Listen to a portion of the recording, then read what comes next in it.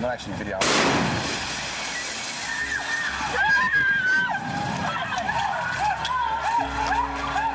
When the second Bali bomb exploded, Australia once again found itself on the front line in the war on terror. But for Indonesians, this was simply the latest in a long line of atrocities. They've borne the brunt of hundreds of attacks over the years, most of them unreported in the West. Once again, Australia and Indonesia joined forces in the hunt for the Bali killers. We are determined to continuously fight terrorism in Indonesia with an effective global, regional and bilateral cooperations.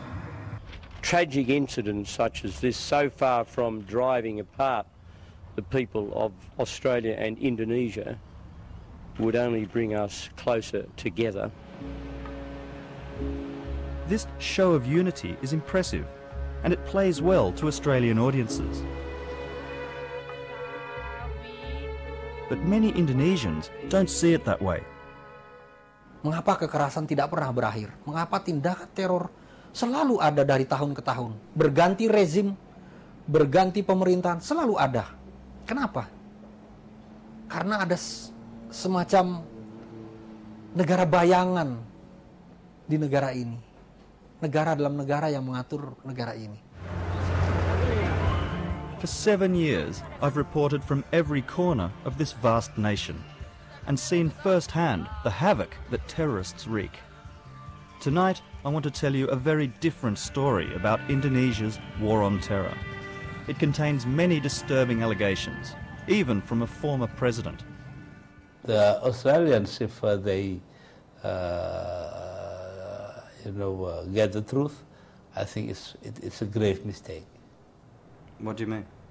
Yeah, who knows that the orders to do this, to do that, and came from you see, within our own forces, not from the culprits, from the fundamentalist people.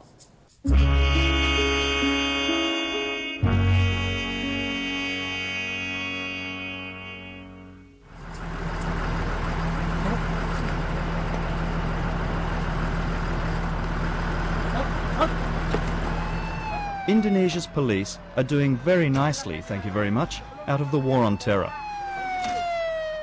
They now have all the latest equipment, courtesy of the millions of dollars pouring in from the West. The money ensures the world's most populous Muslim nation remains on side in the fight against terrorism.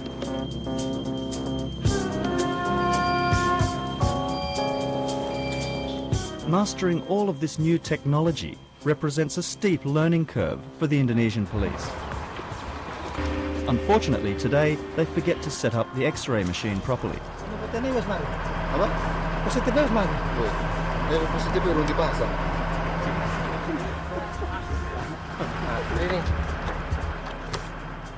Luckily, there's an old print lying around from a previous exercise.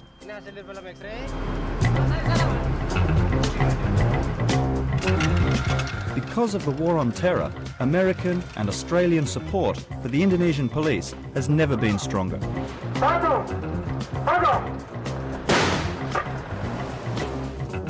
During Day Bakhtiar's 5-year reign as police chief, Indonesia endured countless acts of terror, including 3 major ones in Bali, then the Marriott Hotel and the Australian Embassy in Jakarta.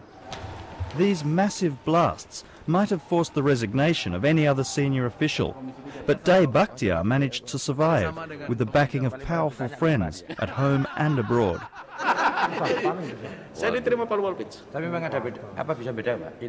In Indonesia's parliament earlier this year, I found the police chief boasting about how he gets the star treatment when he visits Washington. Saya kan sudah ke gedung putih,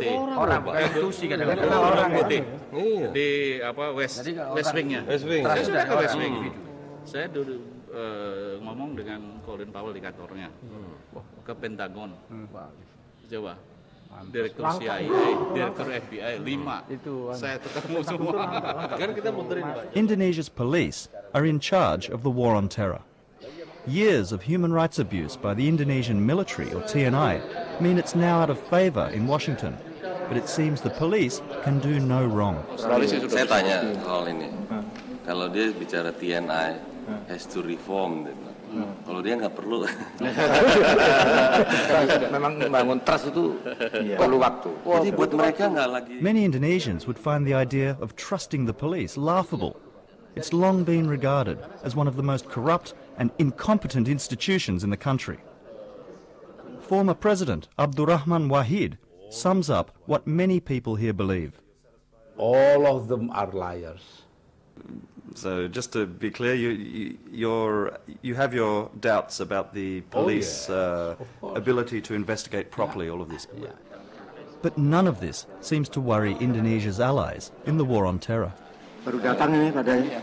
Sering ketemu beliau sini. Baru ketemu Pak?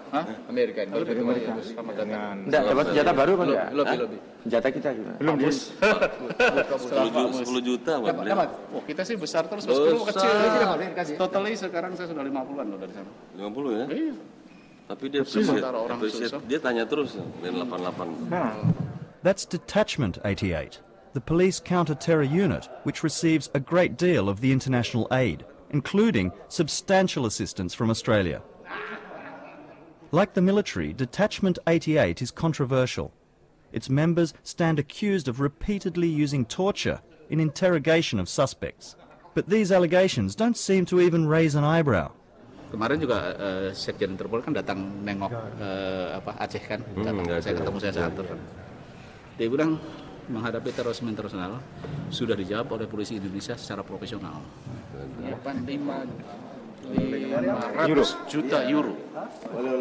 Ini untuk polisi. Kapan? Ya, long term. Sekarang saya sudah langsung ya. Denmark 500. Dari sebenarnya 5 juta, kan kita bayar 500 kan kita dapat. Belanda 2 juta. Akan terus. The money is flowing like water, but outside the chamber, unrelated to the anti-terror funding, is a scene that should make donors think twice. A man from the Religious Affairs Commission sitting next door counts cash to be distributed amongst voting politicians. Call it corruption or even the trickle-down effect, but it's this kind of informal funds distribution which keeps the wheels turning in the Indonesian economy. Anyway, tapi sekarang sudah misalnya kemarin saya sudah menerima dari Belanda nih kan 2 juta. Terus dari Amerika berapa? 50. Sudah 50. TNI berapa? 600. Itu juga harus turun tangan semua. Turun tangan sekarang. With all the cash flying about, some politicians want to stay as close as possible to Day Bakhtiar. Tapi hebat ya Kapolri ya, Kapolri Indonesia ya. Kelihatan sekali Pak. Iya, hebat.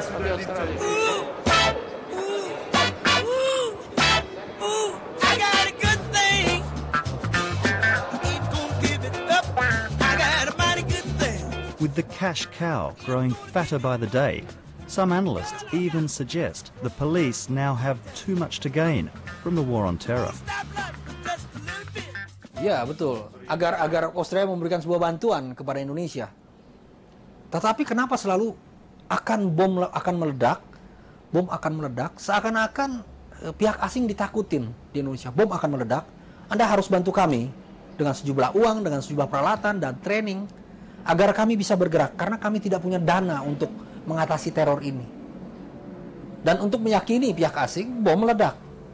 Dan benar bahwa ada teror di Indonesia. Tapi dilakukan oleh teroris dalam tanda kutip.